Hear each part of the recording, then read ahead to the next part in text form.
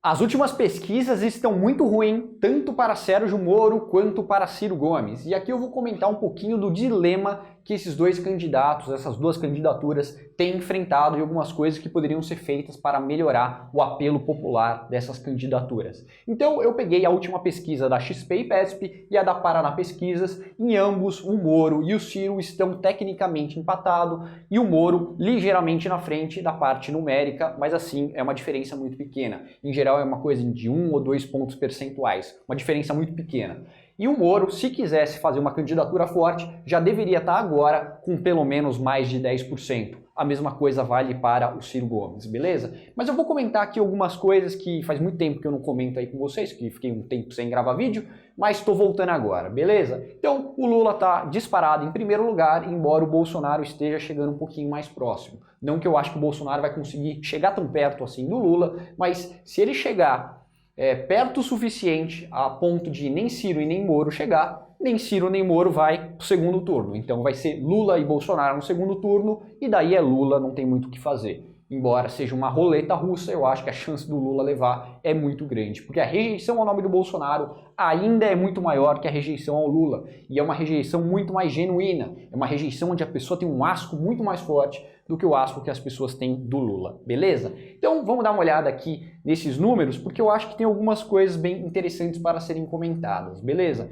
Então o Moro está aí com aproximadamente 8% e o Ciro aproximadamente com 7%. Digamos que eles estejam tecnicamente empatados, eles não conseguem sair desse patamar e eles têm muitas similaridades do ponto de vista eleitoral, porque você pode pensar da seguinte maneira: existe um certo povo e esse povo tem uma certa noção de esquerda e direita, mesmo que ele não saiba verbalizar isso muito bem. Existe uma certa noção de esquerda e direita nesse povo. A elite também tem uma certa distinção entre a esquerda e a direita. Porém, aqui é uma distinção muito mais ideológica e aqui é uma distinção muito menos ideológica. Então, se você for pegar os dados tanto do Moro quanto do Ciro, você vai ver que eles são basicamente candidatos que eles vão muito bem na esquerda e na direita elitizada, ou seja, pessoas que têm uma renda alta, pessoas que são altamente escolarizadas e que geralmente moram em regiões bastante escolarizadas, bastante urbanizadas e bastante cosmopolitas, beleza? Então eu acho que esse é o principal desafio de ambas candidaturas. Eu poderia falar que o Ciro Gomes ele só não é candidato de nicho no Ceará. Beleza, aqui ele é um candidato forte, porque ele não é um candidato de nicho. Ele tem um amplo espectro de pessoas que votariam nele. E o Moro, talvez no Paraná, não sei, talvez no Paraná também não seja tanto assim um candidato de nicho, mas em todas as outras regiões do país eles são candidatos de nicho. O Lula não é um candidato de nicho, o Bolsonaro não é um candidato de nicho e é muito fácil a gente ver isso. Eu vou fazer outros vídeos explicando, baseado em dados de bairro, de micro-regiões, como que cada um deles se comporta nesses cenários, beleza? Então a gente pode até voltar um pouquinho aqui no tempo e ver a votação do estado do Rio de Janeiro. O estado do Rio de Janeiro é um estado bastante interessante, um estado bastante importante para qualquer um que quer ser candidato e quer vir a ganhar a eleição.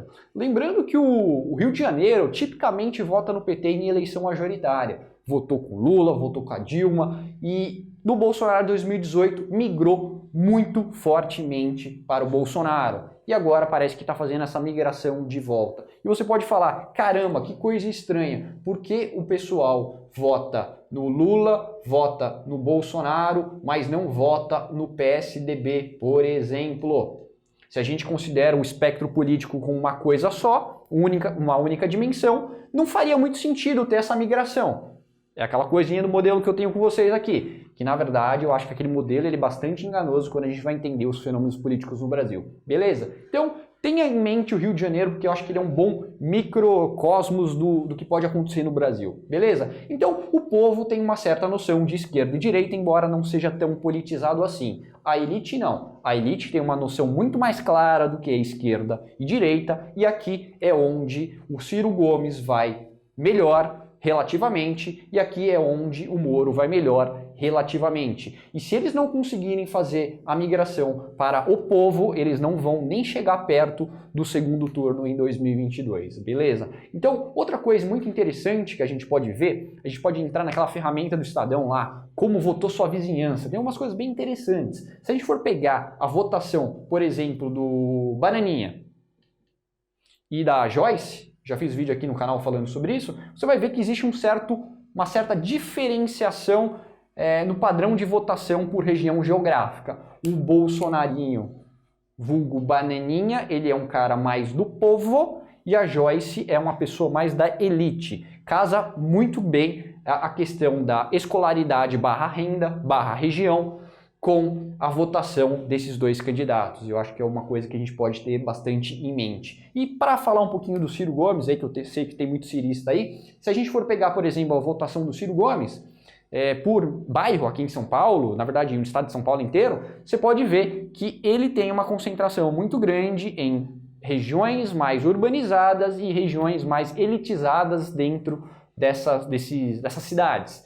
E você vai ver que existe uma correlação muito grande entre o voto do Ciro Gomes, aonde ele é forte relativamente, e o voto da Tabata Amaral. E você pode falar, caramba, que coisa estranha, eles são bastante diferentes. São bastante diferentes, mas eles apelam para o mesmo tipo de público, que é um público mais elitizado, que gosta de política e que tem uma noção mais clara de esquerda, embora eles sejam bastante diferentes, beleza? Então, se você não conseguir sair dessa parte aqui da elite pro povo, você tá lascado. E essa coisa de esquerda, direita e desses modelos mentais totalmente simplistas que as pessoas fazem, não dá muito certo. Então, se qualquer um desses dois quer tirar o Bolsonaro do segundo turno, vai ter que entender muito mais sobre isso. E não adianta falar que o Lula e o Bolsonaro têm apelo porque eles são populistas. É um negócio muito raso isso. Com certeza eles são populistas, mas por que o pessoal vê no Lula alguém que poderia ser votado, por que o pessoal vê no Bolsonaro e por que existe uma migração bastante grande ao longo do tempo entre essas duas candidaturas, muito antes de Ciro Gomes, Moro ou principalmente o PSDB. A gente precisa entender que o brasileiro tem uma noção bastante autoritária das coisas e a gente quer uma pessoa que resolva as coisas. A gente não quer alguém que respeite as instituições, defenda a democracia. A democracia no Brasil é extremamente disfuncional. Então, você defender uma coisa tão genérica como a defesa da democracia é algo que apela para um grupo muito restrito de pessoas, como o pessoal que vota no Moro ou como o pessoal que vota no Ciro Gomes, em parte ainda. Eu acho que nem metade do voto potencial do Ciro Gomes realmente se preocupa com essas coisas e nem metade do pessoal que realmente vota no Moro se preocupa com essas coisas. Tá legal? E você aí pode falar, não, o Moro tá gigante, o Ciro tá gigante. Não está. E eu vou falar um pouquinho rapidamente sobre por que eles não estão gigantes.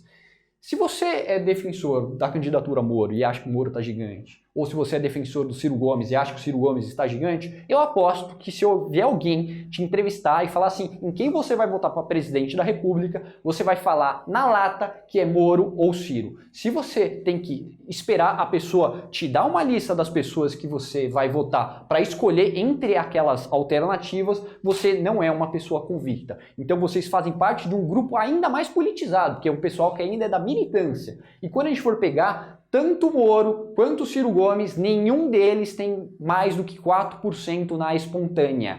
Ou seja, é no máximo 4% na espontânea, tanto o Moro quanto o Ciro. A gente vive numa bolha, eu incluso, mas a gente tem que tentar se distanciar para conseguir entender o que as pessoas veem nas outras. As pessoas veem algumas virtudes no Lula. Não interessa o que você acha pessoalmente sobre o Lula, mas como as pessoas enxergam o Lula e como elas enxergam o Bolsonaro, como sendo duas vertentes de pessoas que resolveriam o sistema bastante disfuncional que é do Brasil, enquanto o PSDB é visto na cabeça das pessoas como uma candidatura da elite, onde só um lado do grupo social do Brasil vai ganhar. Esses dois aqui são considerados pessoas de apelo mais amplo. O Bolsonaro um pouco mais revolucionário e o Lula um cara um pouco mais gestor, pelo menos desde 2002 que fizeram essa essa mudança de pele aí bastante interessante. Legal? E a última coisa que eu gostaria de comentar com vocês é com relação ao povo de esquerda e direita. O PT sabe muito bem, e principalmente o Lula sabe muito bem,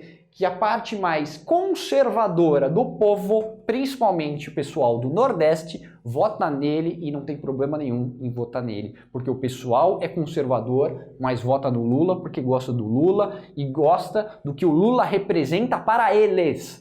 Não para o pessoal meio PSOL que gosta de falar de gênero. O Lula presta muita atenção para tentar não desagradar muito essa parte bastante conservadora, principalmente dos rincões do país, que vota nele sem problema nenhum. Beleza? Eu ia falar mais coisa, mas vai ficar muito grande o vídeo. Depois eu gravo mais. Comenta aí embaixo o que vocês querem ver. É isso aí, um abraço. Tchau, tchau.